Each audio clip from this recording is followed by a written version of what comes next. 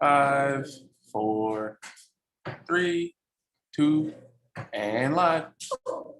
Good evening, everyone, and thank you so much for joining us. I'm Mary Sizemore. I'm the director of the High Point Public Library, and this tonight is our last scheduled event for this year's community read based on Trust First by Bruce Deel.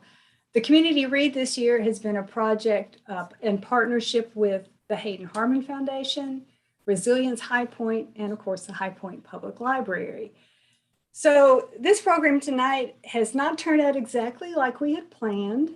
And how many times have we said those words over the past year and a half? But, you know, the past year and a half have taught us to be flexible and adaptable and make things work. But I think even more importantly, it has shown us how important compassion and empathy, kindness, and selflessness is. So, and as we've said all along in this project, this program tonight is not the last thing. It's not the finale. It's not the culmination like most community read events where you listen to the speaker, you clap, you have a good time, you go home, put the book on the shelf, and that's it.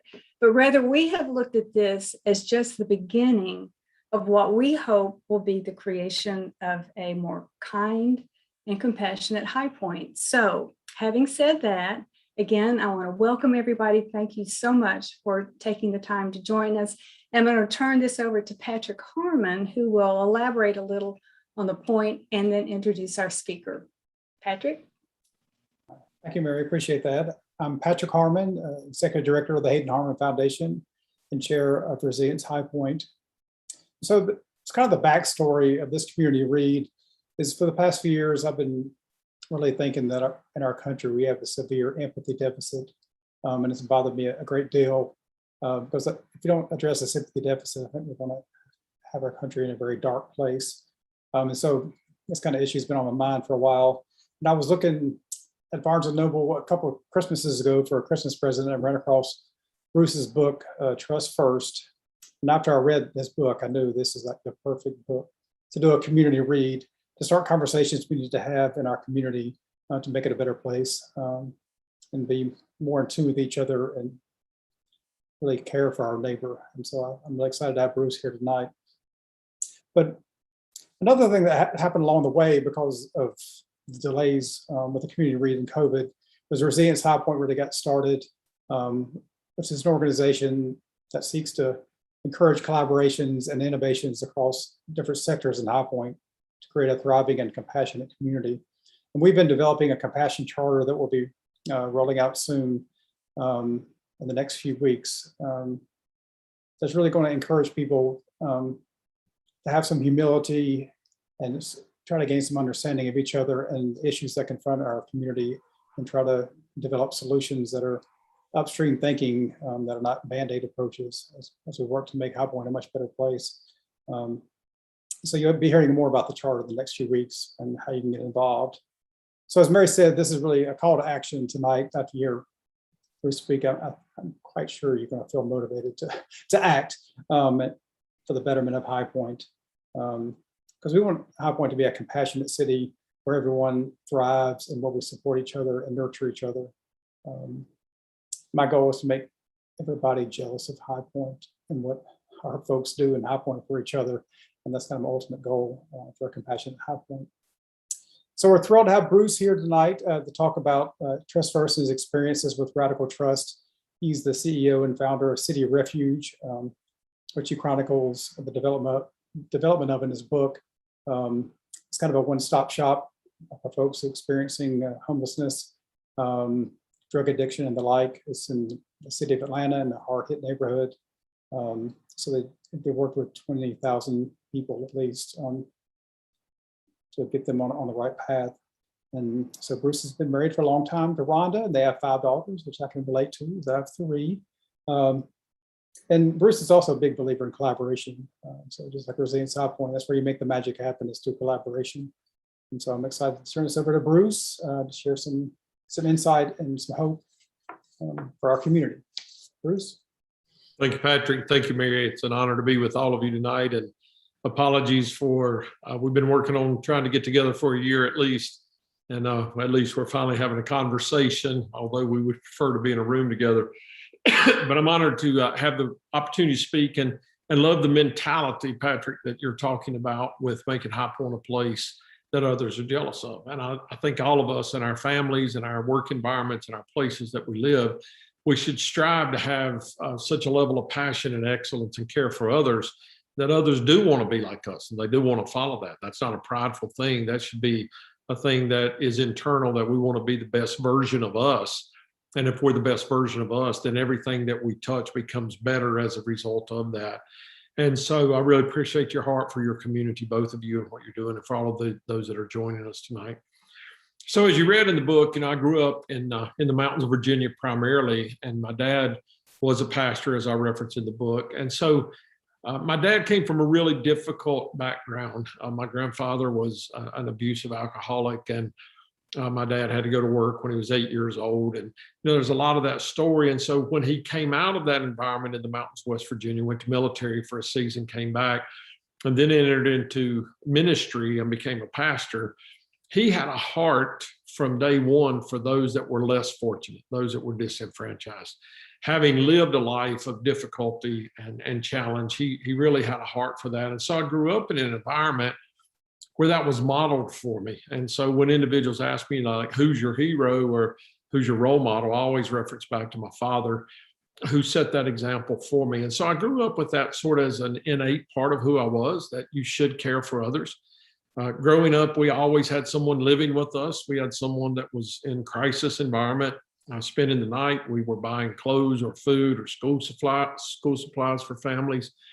And so it was just sort of part of that. And as I got into my later high school and early college years, it sort of took a little bit of a different view of that, started to say, is that really how we should live life? And, shouldn't people be able to care for themselves? And, a little bit of that jaded view that you have as a young adult coming into your own. And once I was sort of able to wade through that, I looked around, and of course I come from a faith perspective. All of you know that, having read the book. And so, when I looked at the guideline for my life, the guidebook in Scripture, I found that this is the right thing. It's the right thing for me. And so I went in that traditional ministry route because that's all I knew at the time for about 14 years. And when we got the invitation to go downtown 24 years ago, it was not an invitation to go and start a ministry called City Refuge or an organization. Just go down for this little assignment. And once we realized that this was more than a 6-month assignment, this was a life assignment. Well, then we have to start thinking radically different, right? And so it wasn't this gentle, slow shift in my mindset or my wife's mindset. This was like an overnight, life is different suddenly for us. And one of the things that I talked about a little bit in Trust First, but I don't think that I probably treated as well as I should have, is when Rhonda called me that morning after we'd been downtown for a while, and she said, if we're really going to impact the city, we have to go to the city.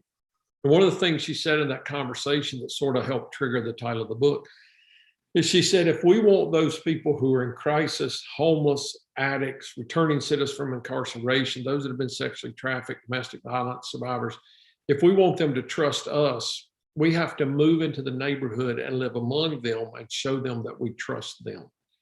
And that changed my course of thinking, in the fact, everything I've done in life, I have to prove myself, right? And so, being an athlete in high school, I had to try out for the team, right? I mean, and if you had a position you wanted to play, you had to try out for the position. Going to college, I had to write an application and an essay and prove that I was worthy of acceptance by the school. To get scholarships, I had to perform at a certain level.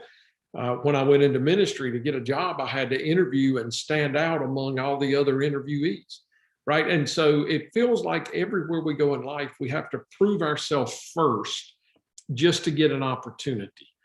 And what I began to understand is that people who live at the deepest level of brokenness, they're disenfranchised, they have little resource in life, they have let so many people down that they don't even trust themselves now.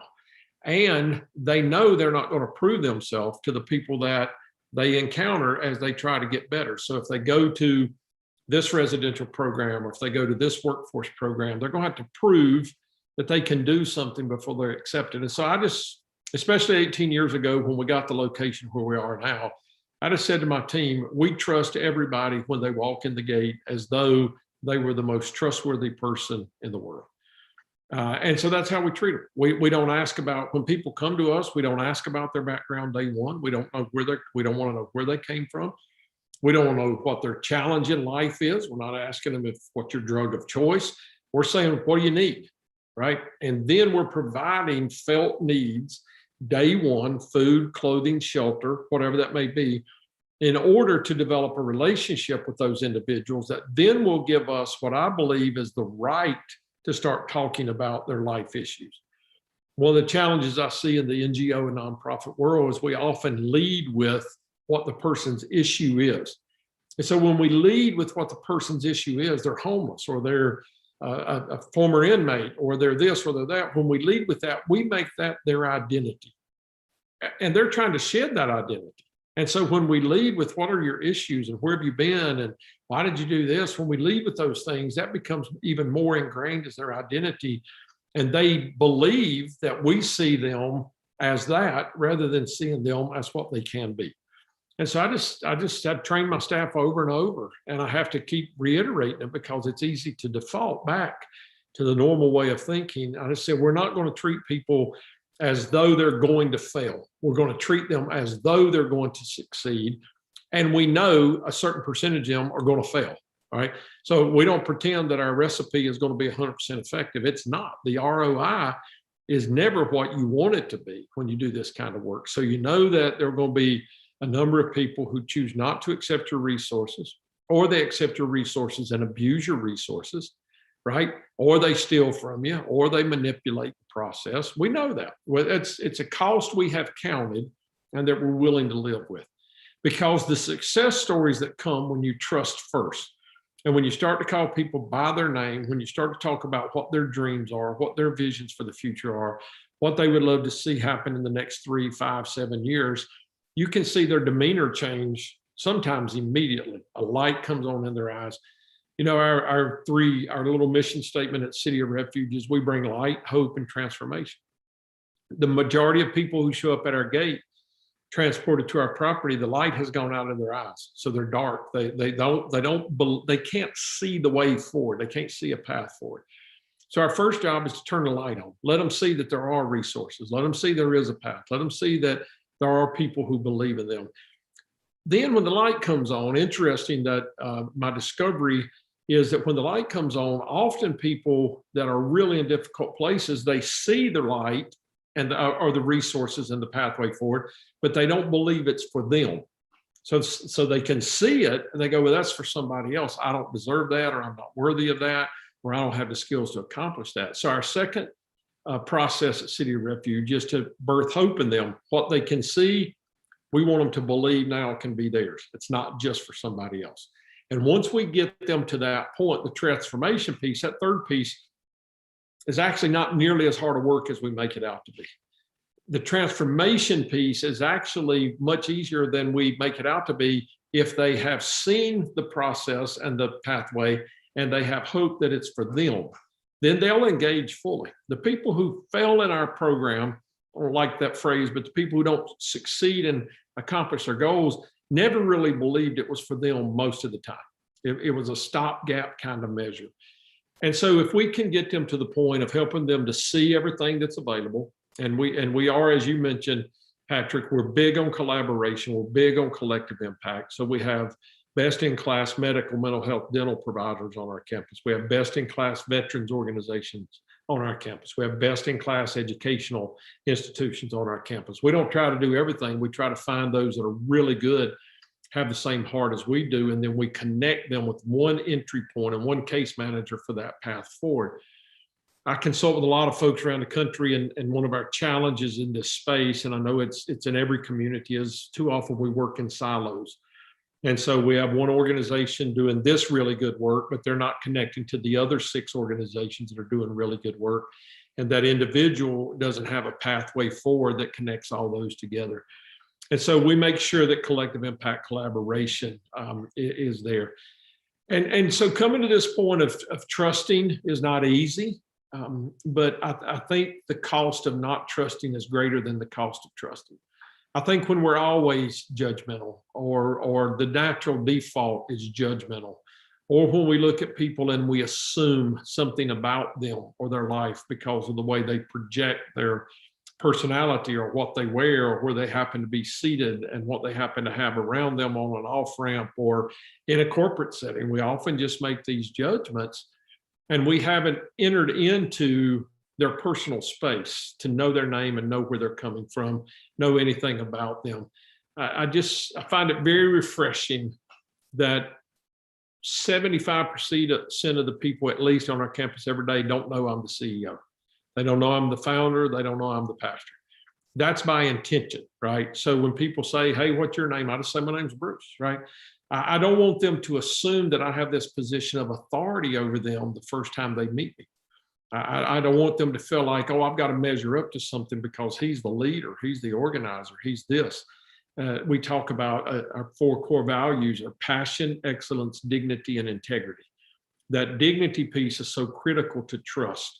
If we don't trust people, we're not extending them dignity. If we don't trust that they can make good decisions and walk a pathway that is productive, then we're not really extending dignity to them. And so we're so thoughtful about that.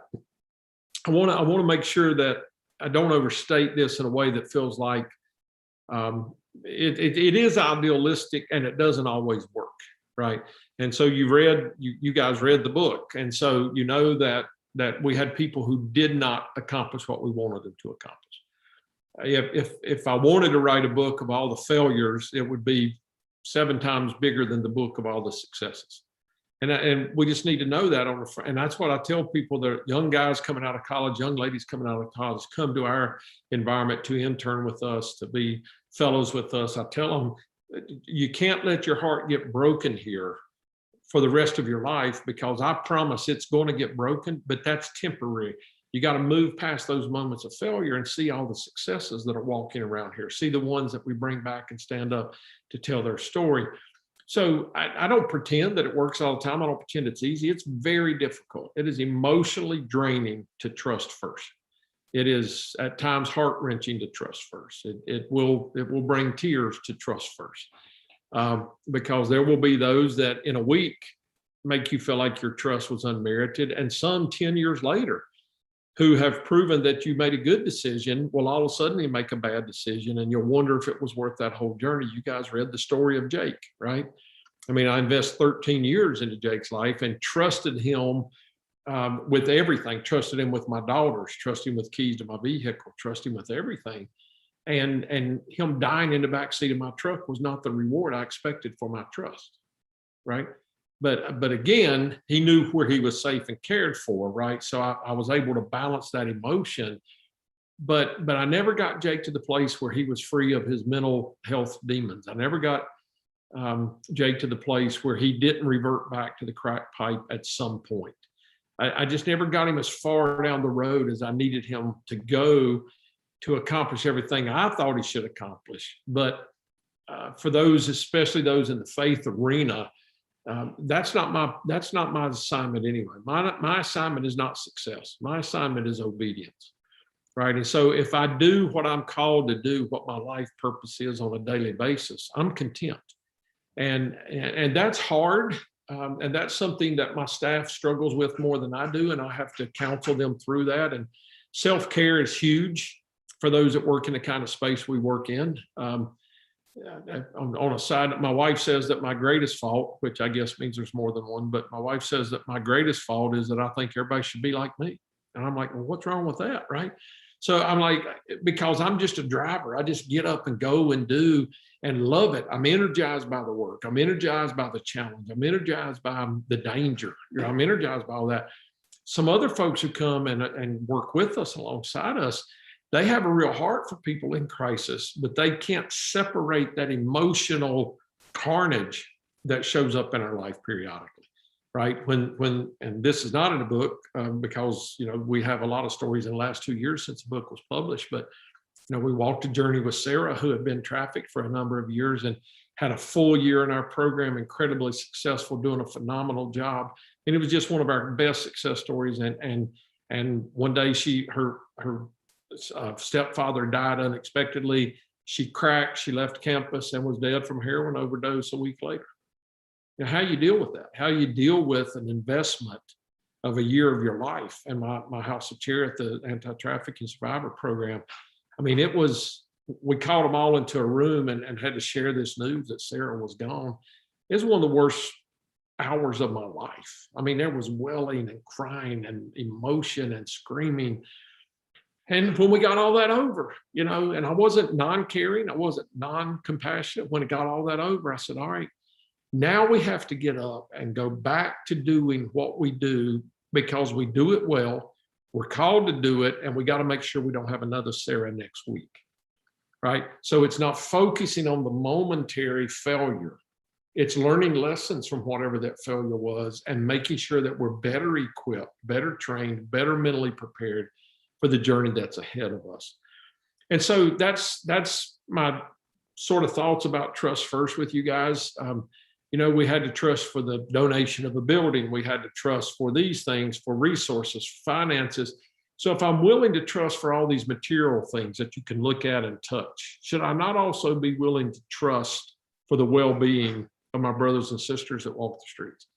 If I'm willing to trust for our programs to work and the processes and systems that we put in place to work, should I not also be willing to trust that those who are engaged in those processes and systems are going to be successful? It seems to me contrary to common sense to build processes and systems and assume that everybody coming in or the majority of the people coming in aren't going to succeed. They're going to be failures. They're not going to make it. And so I just look at them, I go, it's a white sheet of paper, it's a clean sheet of paper every time. The experience tells me, as I mentioned earlier, I know a certain percentage is going to fail, but that's not how I look at it when they come in. Everyone that walks on campus, drives on campus, we pick up and carry on campus, I believe is going to succeed, maybe to a fault. I just believe that there's good in them, and that if we bring our good alongside their good, that there's going to be this great result somewhere down the road. And so that's what we call Trust First. One of the things I want to mention, Patrick and Mary, and to our guest is, you know, the practice of giving people second chances is almost, it's almost a bad tagline on my book, because the truth of the matter is a large percentage of the people who come to me have never had a first chance. And I think we need to keep that at the forefront of our mind. So if you are born into a poverty environment and you're born into an environment where dad may not be there, mom may not be there, you may be with auntie or grandmother, there is crime all around you, there is addiction all around you, the local high school has a 35% graduation rate. If you're born into this cycle of poverty, abuse, crime, addiction, whatever the case is, it's nearly impossible to get out of that, right? And so they haven't had the first chance. The Brookings Institute did a 10-year study on poverty. And they said that after this 10-year study that they had validated by both Harvard and Stanford, they said that if you're born into poverty, enter poverty at an early age, there are 4 things you have to address to have a chance of being middle class by middle age. So you have to address safe and affordable housing, quality educational opportunities, health and wellness, and a livable wage earning opportunity upon graduation from high school. And if you address all 4 of those things, there's a 93% chance that individual will be middle class by middle age. If you miss just one of the 4, there's an 87% chance they'll live in poverty their entire life, right? Just one of the 4. So I can do a really good job with housing, but if I'm not addressing health and wellness and education and vocation, that person's going to stay in crisis. I can do a really good job in one of the other areas. And so when people get to us, they often came from these really difficult environments that were no making of theirs. They didn't have anything to do with it. It was what was given to them. And so with my team, we often say we're giving people their first chance. And if they violate our trust, then we'll give them the second chance. And if they violate it again, we'll give them a third. And, you know, people have asked me, you know, where's the cutoff? What's the limit? And I don't know the answer to that question. That may be a question a participant would ask tonight. I generally get asked, where's the line that you don't cross? And I don't know the answer. It's an individual case. It depends on the attitude of the individual. It depends on their disposition. It depends on their willingness to work with us. It depends on if they're a threat to themselves or someone else, right? There are a lot of variables in there. So, but there's not a 3 strikes and you're out kind of deal. So I feel like that we are giving people first chances. Some people were given their second chance or their 42nd chance. I understand that. But I do think it's important to realize and to come to grips with the fact that crisis in individuals' lives is not always of their own doing. And it's not always even of their family or their friends. Sometimes it is just the circumstances of life into which they entered this world.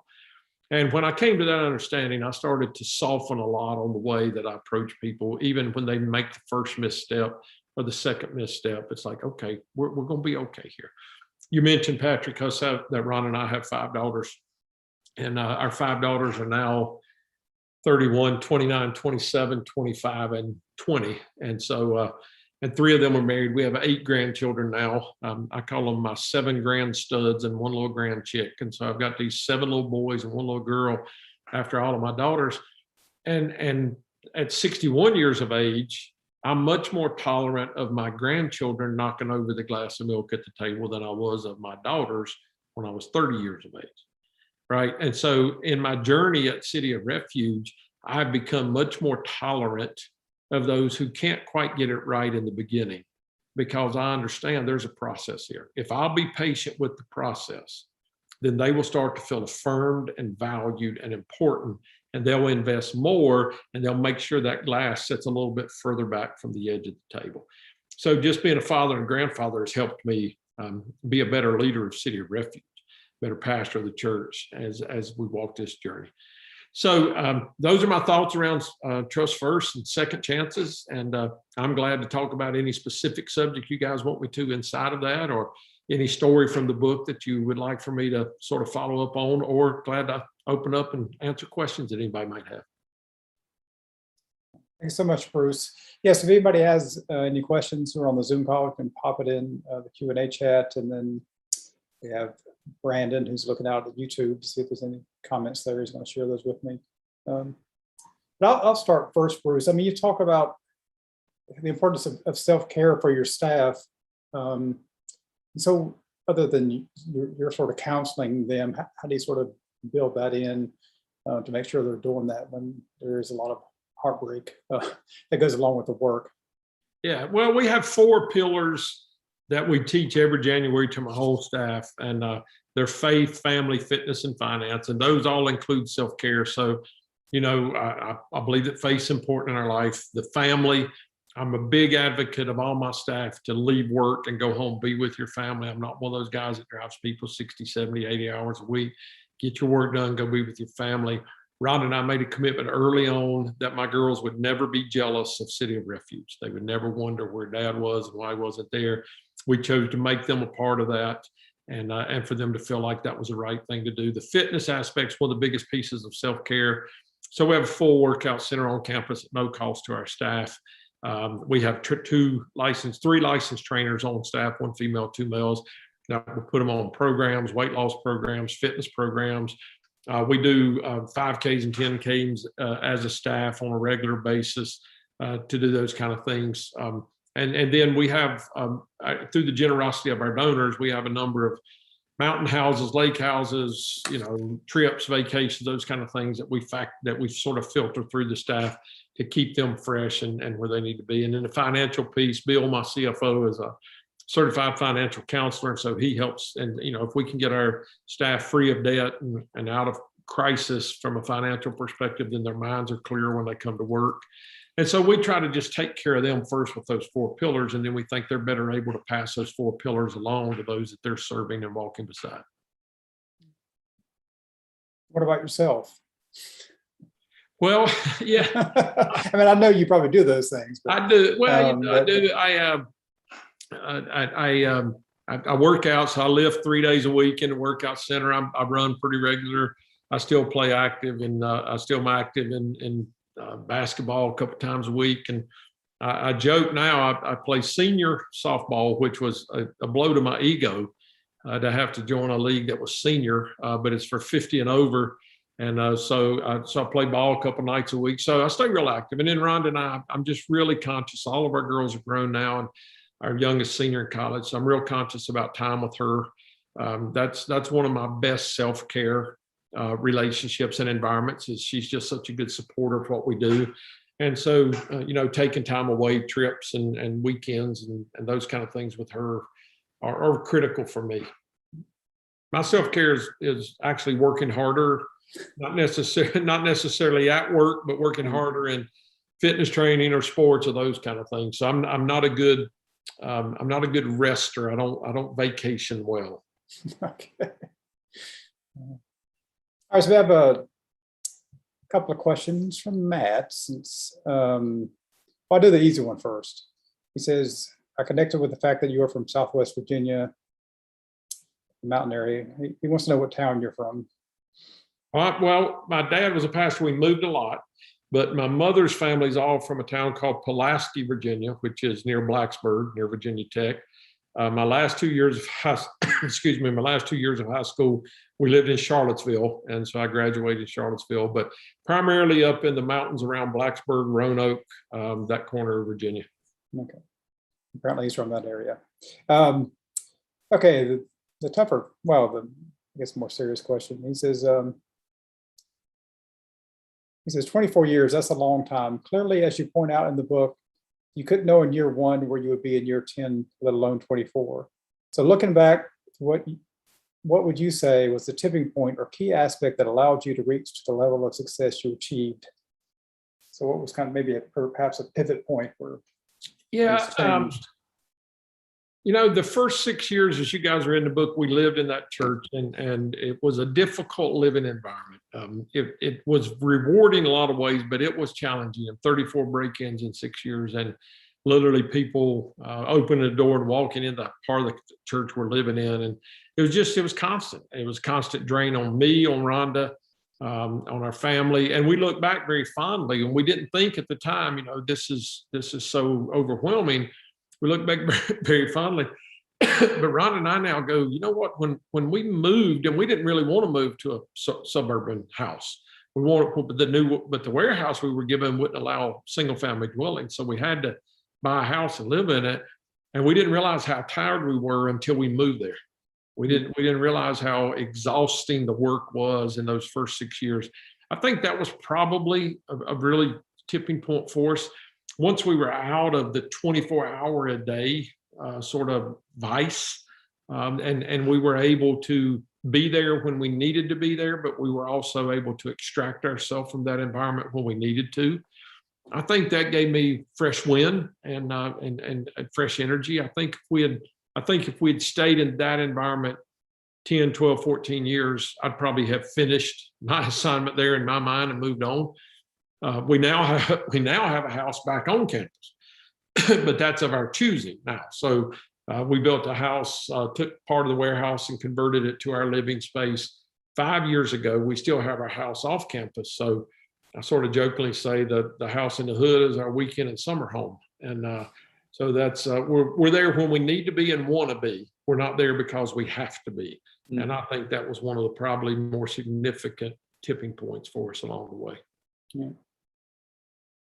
So before we started or went live, I guess you were saying, you have such a big staff. So, how do you sort of know when a person might be a good fit for the City of Refuge? I assume you have maybe a bunch of idealistic folks who may be interested in the work, but don't realize the difficulty in it, or just aren't emotionally ready for that sort of work. Do you have a big staff turnover, or have you sort of sussed out who's more likely to be a successful employee over the years? Yeah, well, we have done a pretty good job of figuring that out, but it's still challenging, especially in the Survivor program, Patrick. That Survivor program, when we have 48 women and children living on campus that have been sexually trafficked and exploited, some for 10, 12, 15 years. The trauma they bring to campus is so significant that the turnover in that particular program is the highest of any program we have on campus. In some ways, that's okay, because those who buy into it at the deepest level will figure out how to manage that. Those who thought it was a really good idea and then got in the middle of it and realized it was overwhelming, it's going to be detrimental both to them and to the residents that they serve. And so we're not one of those organizations that looks at the turnover in particular programs and goes, that's too high. Sometimes we go, that's actually healthy, because new people come in that have a high level of energy and passion, and we know it might last 2-3 years, but we're okay with that. We do a really good job on vetting on the front end. We have some pretty specific questionnaires and personality profile questionnaires that we ask people to complete before they come on. And so we can see if there's a tendency from, toward depression, or a tendency toward overthinking, or a tendency toward being critical. So we try to look at those things as best we can, and make good judgments and pray about it. But sometimes we make bad hires, and sometimes we make good hires that the people just end up at some point going, this is more than I can carry. Mm-hmm. So I guess a lot of people may not know this, but there's City of Refuge centers around the country. You have a number of them around the country. So I don't know if you want to talk about kind of when maybe somebody reached out to you about setting up something like that in their city, and sort of how that process has evolved, and it seems like it's accelerating a bit, as maybe because of the book and about the work. Yeah, we're in 9 locations now. I think we talked about that in the book a little bit. We're launching 4 new over the next 12 to 18 months: Cincinnati, Dallas, Nashville, St. Charles, Missouri. And when people ask me how we determine where we're going, it's all about relationship. So every community has needs, so we don't ever need base it, right? Every community has resources. It's just a matter of identifying those resources. When we choose to go somewhere, it's because we have met individuals in that community that have a heart and a passion to make their community better, that care about people in crisis, that are willing to invest their time, talent, and treasure, and introduce us to others that they think will do the same. So we really need to feel good about the leadership that may come to the surface in those communities, who might be a local CEO or executive director for us, what that board might look like. So for us, the decision is always based on relationship, and if we feel comfortable with the individuals who have reached out to us and ask us to consider their community. So are these separate organizations you set up, or are they still under the City of Refuge umbrella? Yeah, generally during the first year, they're under us, and our goal by the end of month 12 was for them to have their own 501c3 and be ready to go, so they're financially independent, have an independent board of directors. They use our brand standards, our marketing, and our best practices, and then we have a 150 question assessment tool at the end of each year to measure their financial health, their board health, their outcome-based measurement projections, or strategic plan, and they have to stay in the guardrails we have established for them to continue to be called a City of Refuge and reference back to our organization. If you Google City of Refuge, there are 5,000 cities of refuge in the country. But for people to use our brand standards and be able to use our story to help give them credibility in their community, they have to measure up in several different areas that we're pretty strict about. Yeah. All right, so I have a question from Michelle asking about how the City of Refuge is funded. Yeah, it's a good question, and it's one sometimes I'll still shake my head and go, "Where's all the where's this coming from?" Let me say this before I answer the question specifically. People fund in this day and age, especially now, and I've got 24 years, and this has changed a couple times along the way. People primarily fund outcomes and measurements right now. Outcome-based measurements are what they're going to fund. So we've got great emotional stories. We got funny stories. We've got stories that'll make you go out and give something away tomorrow. We got all of those stories, and people like the stories. But at the end of the day, this social impact investment mentality sort of has swept our country, especially with high capacity discerning donors. So they want to know what you're doing, why you're doing it, and how you're doing it more effectively than Joe down the street who's doing the same thing. And you never present that in a negative commentary toward Joe. You just talk about what you're doing that's at an excellent level. And so when I started this, I could raise money by speaking and telling stories. Now I have to speak, tell stories, and then give facts and figures and data, right? So just important for you to know that. But our resources come, about 65% of our income is from foundations, corporations, and high capacity individual donors. The other 35% come from churches, small business owners, families, and we do a couple different fundraisers a year. So about 65% is foundation, corporate, and high capacity donors.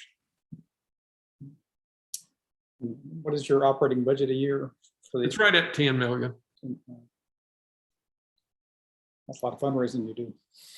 Fundraising to do. And even though I've got a full development team now, I'm still the primary fundraiser. And so we're working on changing that some. I won't be around forever. So we're working on them, making the pool wider and deeper, and developing their own relationships, not just relationships that are my relationships. Right. So Pamela's asked, what do you mean by high capacity donors? Well, I mean, every nonprofit has different example of that, but 50,000 or over annual gift, we consider a high capacity donor. So if it's an individual or a family that gives us 50,000 or more a year, we consider them to be high capacity donors. So I was curious, in the early days, I guess when you guys were starting out, at what points did you sort of get buy-in from the surrounding neighborhood with what you guys were trying to do? And then at what point were people in the city of Atlanta found out about what you were doing and kind of became supporters of what you're doing rather than thinking you're just some crazy minister down there in the bluffs? Yeah. I told my team, there were only 2 of them 20 plus years ago. I said, look, we're not going to tell our own story. We're not going to do PR. We're not going to market. Here's what we're going to do. We're going to do the right thing the right way over and over, and eventually that story will tell itself. That was our mentality. So it was 10, 12 years in probably before it really started to sort of launch. One thing happened 8 years in. So in 97, I went downtown. We received the building. We're now 2003. In 2008, Hurricane Katrina hit the Gulf Coast. We had not built out most of our warehouse space then. And so we were asked by the city of Atlanta to be a distribution center. So we distributed food, clothing, household items, furniture, all kinds of things to about 3,500 families that have been displaced by Hurricane Katrina. The local news got a hold of that. CNN got a hold of that. People came out and interviewed us on site, took me in studio. And so we got this big sort of public relations boost about 8 years in. That attracted several donors and partners at that time. And then about 3 years later, we were approached by the city and they wanted to give us a substantial gift to build our first transitional housing program based on what they had seen us do coming out of Katrina. We opened our first women's living center and had developed some programs there. And then 10 years ago, maybe, we met a CEO in Atlanta that's the CEO of a large corporation that's headquartered in Atlanta, who decided he loved what we did. And he and his corporation and family started investing. And then he opened doors for me that I otherwise couldn't have opened for myself. So he started knocking on the other CEOs of large corporations in Atlanta. And it sort of launched us really aggressively. And so, but the reason for that, Patrick, was that we had results. That's the reason the CEO 10 years ago said, I want to be a part of this. You're not only talking about it, you're really doing it, and here are all the people that it's helped. And so that's the way. And now, there are 2 things you're looking for that I didn't know when I was doing it, but in reflection, that we now have that cause people to trust us and to invest in us. Historical evidence, right? So we have 24 years that the program works. We had to refine it multiple times, but it works. X number of thousands of people been transformed, community elevated, boom, boom. So second thing is we now have community credibility, right? So, I'm not overstating this. Every major corporation in Atlanta will say, yes, we believe in City of Refuge, right? Every foundation in Atlanta will say, we believe in City of Refuge. Every major church and small church in Atlanta will say, we believe. So, but to get there, we just had to be faithful. We just had to stay faithful to the task. And, Eugene Peterson wrote a book, and one of his quotes was that obedience, a long obedience in the same direction, right? My brother Jeff converted that, switched that up a little bit. And for us, obedience is simply a long, slow walk in the same direction.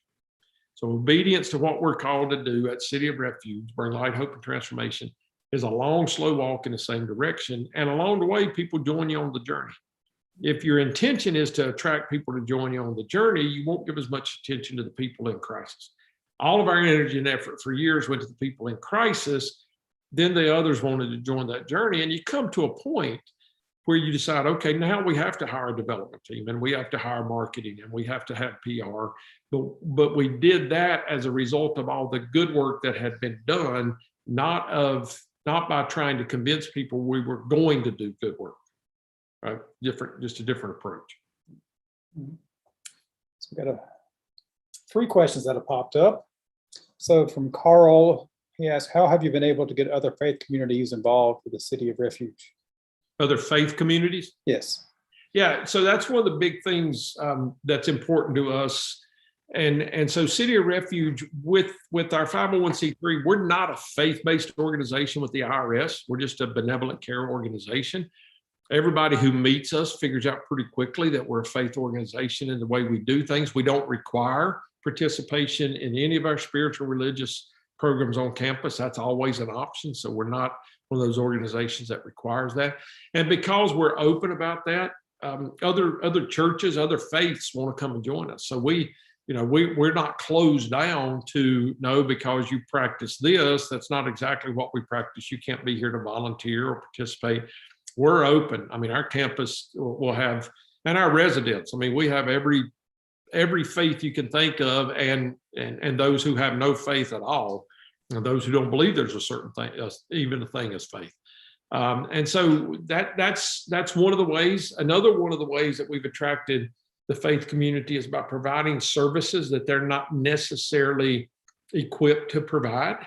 Right. So they're a church that's doing discipleship, and they're growing a church, and they're doing family ministries. But when the pregnant teenager is 14 years old and has run away, walks in their foyer and asks for help, they don't necessarily have that program. And they know we do. And so that phone call will be made. And because they know we're going to be the one who steps in that gap, then they choose to partner with us with volunteers and with resources.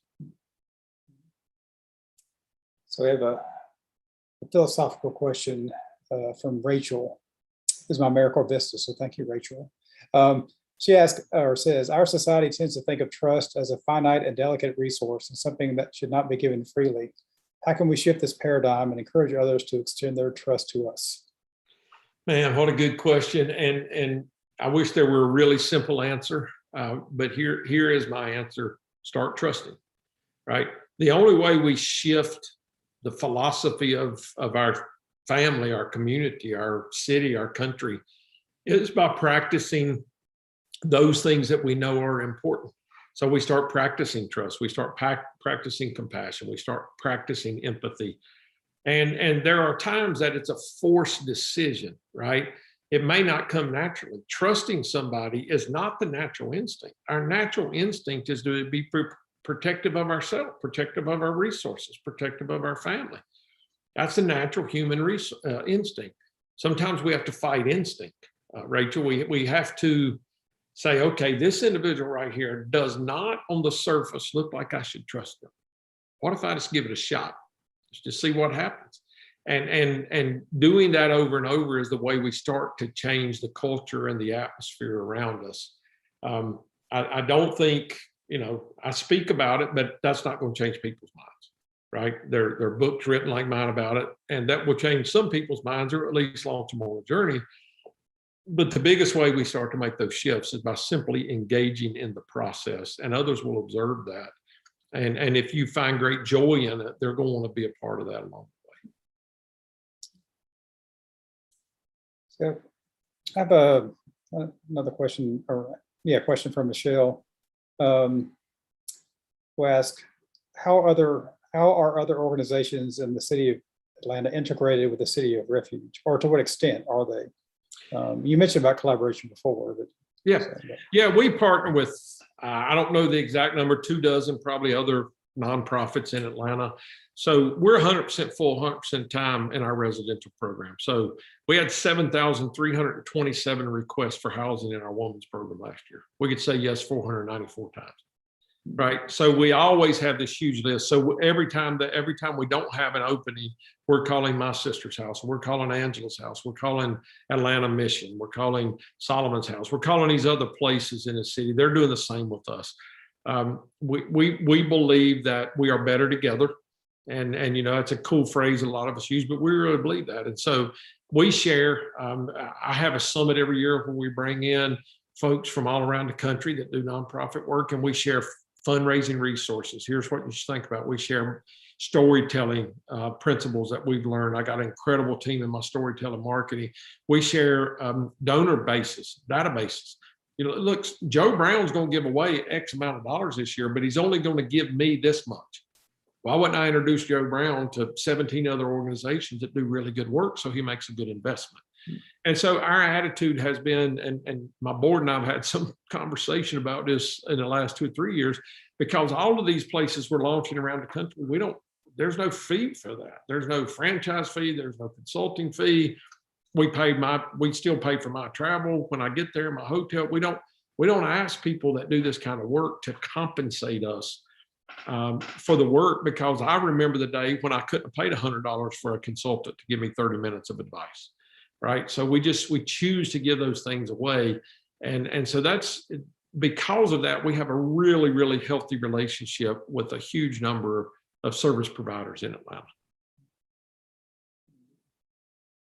Like your attitude, Bruce. So I got a question from Deb. Have any of your daughters followed in your footsteps? Yeah, you know, it's been fun to see them develop and evolve in their own roles. My oldest daughter, Cassie, is my executive assistant, has been for a number of years. Her husband, Matt, is in charge of all of our IT and fiber on campus, runs our auto training program. My second daughter, Kelsey, runs our survivor program. So when she was 13 years old, we were housing a survivor of sex trafficking, and Kelsey said, when she told her story, I knew that's what I was going to do with the rest of my life. So when we started House of Cherith 8 years ago, she was the first director, and we now are at 61 survivor beds with trauma-informed care. We're open 2 new locations in Georgia next month, which will add 17 more beds. We're opening a new location in Dallas, Texas, which will add another house, and we're opening in Baltimore. So she's running with it, and House of Cherith is its own nonprofit. So yes, she's followed very much from startup to expansion. My next two daughters, Kenzie and Kaylin, both worked for us for a while. They both now teach school. And so one is a middle school counselor, and one is a kindergarten teacher. And then my fifth daughter, Carly, senior in college, and intends to teach when she gets out of school. So they've all followed service kind of professions. And it makes us extremely proud to know that they didn't get robbed of anything along the way and resent the kind of work we do. Awesome. And they have cooler stories than most of their friends. Oh, that's true. Yeah, I'm sure they can regale them with all kinds of tales after reading your book. So another question: are any of the employees at the City of Refuge from the neighborhood or someone you have helped? About 25%. Yeah, our goal is 25% ongoing, and I think we're a little under that right now. But about 25%. Our goal is to have a quarter of those a fourth of those that are our employees have been through the program, not just from the community, but probably have received resources from the program. Carries a ton of weight with the current residents and participants in our program for somebody to stand up and say, I was where you are 2 years ago. You know, this is not somebody that has never experienced this talking to you right now. So that's a really, really good question and insightful question, and it's a key part of our employment process. Okay, another question from Matt.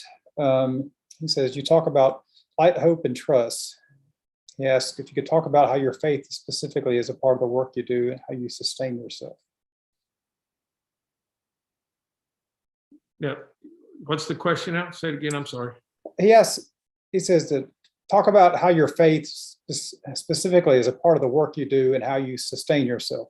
Oh, yeah. So, you know, my faith is, I don't know if I'd do this kind of work if I wasn't a man of faith. I don't think I would. I just think that because of the way I live my life in devotion to God and to Scripture, it drives me to that. There's so many I don't want to preach tonight, but there are over 400 verses of scripture in the Bible in reference to the poor and the needy, the widows and the orphans. It's the second most talked about subject in all the scripture is caring for the widows and the poor and the orphans and the broken and the sojourner.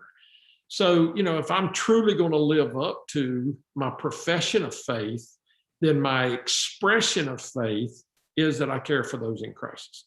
I can't reconcile it any other way. I can't reconcile my profession of faith unless I have an expression of faith that reflects what Scripture says, right? And listen, there are incredible work being done. There are incredible organizations doing incredible work that I consult with around the country that aren't faith organizations.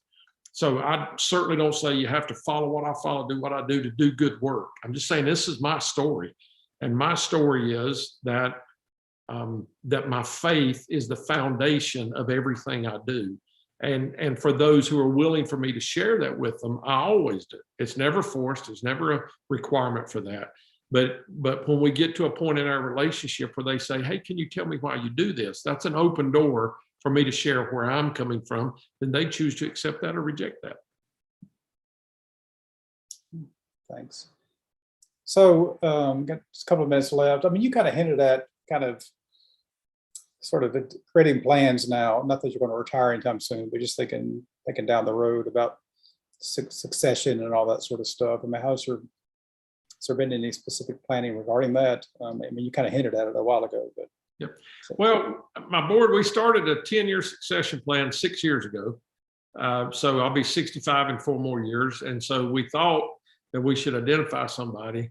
I don't have any interest in going away, and I don't think my board has any interest in me going away. So we have an emergency succession plan in place. I hate the phrase that they always use. If I get hit by a truck today, we know what we would do. But we don't have a solid plan in place. I mean, there's a process and a system.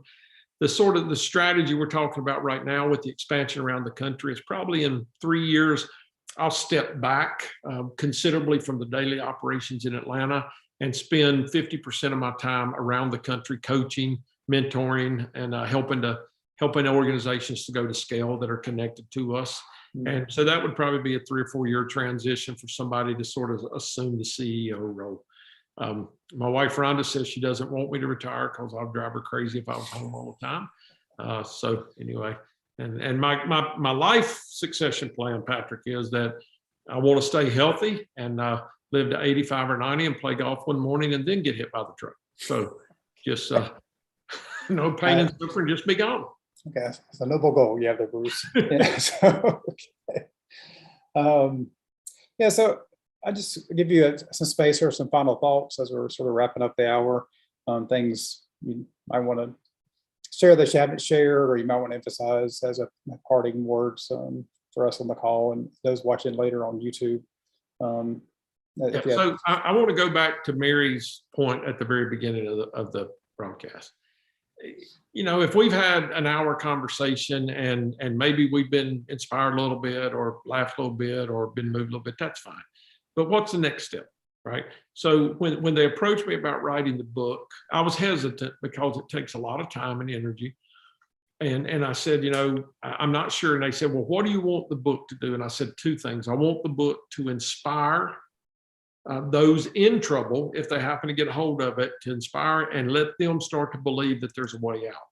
The second thing I hope it does is inspire those of us who are not in crisis in our life to look at others differently, different attitude, and then move to do something that will help better someone's life. And so my closing thoughts would simply be, what are you going to do? What's next for you? Is it an after-school program, mentoring and tutoring? Is it reading to kids at the library? Is it visiting the local jail or prison? Is it working with a PTSD veteran? Is it investing some time, energy, or talent into a survivor program? What is it? Is it art therapy? Is it equine therapy? What is it what gifts and talents are unique to you that you can now take and invest in somebody else's life and give them the opportunity to experience light, hope, and transformation? And I hope this is not a one-time conversation. I hope in 3 months, 6 months, we follow up and you guys tell me, coming out and reading a book and having a conversation, here's what started, or here's what increased and was enhanced, or here's something we elected to do as a community, or somebody that was on that broadcast decided to do on their own. So that's my parting thought, Patrick, is go do something. I thank you, Bruce. Yeah, that ties in perfectly, with the compassion charter we're trying to do, and the whole purpose of this community read is, what are we going to do? And let's get really involved in our community. And so, yeah, we'll report back in a few months and let you know how things are going and how many folks have signed on to the charter. So I encourage everyone to follow Resilience High Point on our Facebook page as we provide more details about the charter and other things that are going on in our community to get folks engaged. And we're looking forward to impressing Bruce if he comes back in a year that we've done this, that, and the other, and he'll be proud of what we try to accomplish here in High Point. So I appreciate your time tonight, Bruce. Has been very inspirational for me. You sound like my mother part of the time, and I really appreciate that because she passed away in 2014. So Thank you very much. And I see Matt made a comment that he'll play me in the movie. All right, fair enough. We'll start the casting call. And hey, thank you guys very much. All right, thank you. And thanks, Mary, for wanting to be part of this community read as well. All right, everyone, good night and stay safe out there. Thank you so much. All right, bye-bye.